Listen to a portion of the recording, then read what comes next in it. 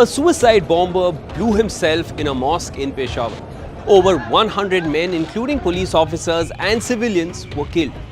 It was one of the deadliest terror attacks Pakistan has ever seen. Pakistani terror group Tehreek-e-Taliban, or TTP, is believed to have carried it out.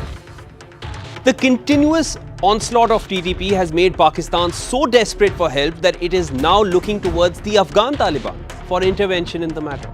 But why is no one coming forward to help Pakistan?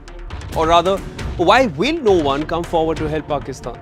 I'm Shivan Janna. Welcome to Game Plan. Let's get to the point.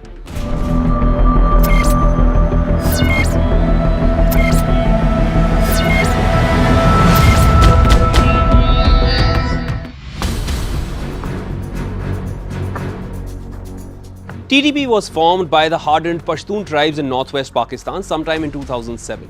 While they were initially armed and trained by the Pakistan Army, they turned against Islamabad for assisting the US in its war on terror. Now, in the past 3 months alone, TTP is believed to have carried out 140 attacks in Pakistan. They have close to 10,000 cadres based in Afghanistan and the Pashtun tribal areas of Pakistan.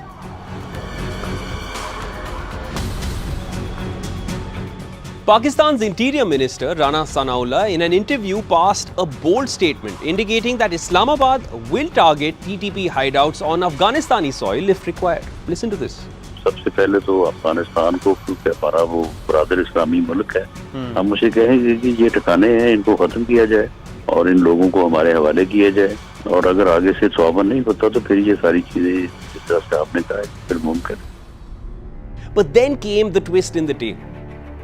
Just a week after Sanaullah spoke of attacking TTP on Afghan soil, Pakistan's dear friend China signed a $540 million deal with Afghanistan to develop an oil and gas field in the Amu Darya basin. Now, China is one of the biggest benefactors of Pakistan. So if Pakistan attacks Afghanistan now, it will jeopardize China's oil deal. And that will most certainly have domestic repercussions and bilateral ramifications for Pakistan instead. It's going to badly backfire on Pakistan. So then what options is Pakistan left with?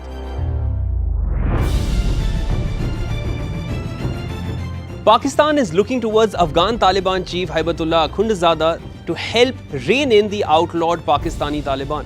A desperate move by Pakistan, but the TTP and Afghan Taliban are fundamentally the same, so there is little hope of help from Afghanistan against TTP.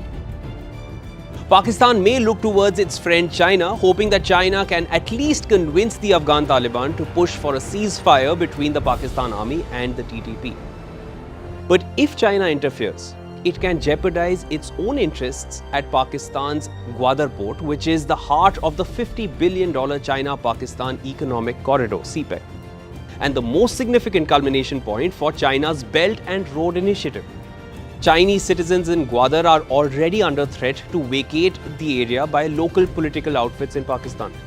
So China has major stakes and there are little to no chances that China will interfere in Pakistan's internal matters here.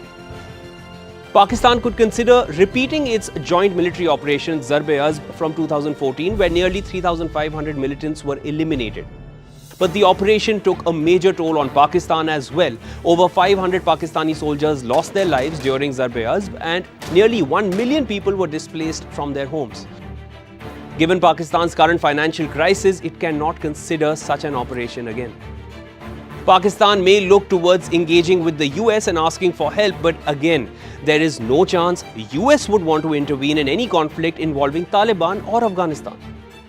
In 2021, after 20 long years, the US was able to exit Afghanistan by signing a deal with the Taliban under the Doha Agreement.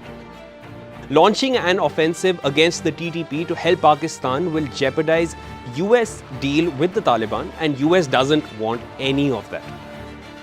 So ultimately, the group seeks to overthrow the Pakistani government and establish an Islamic caliphate in Pakistan. So then what choices does Pakistan have to tackle its homegrown Taliban? What do you think? Let us know in the comments.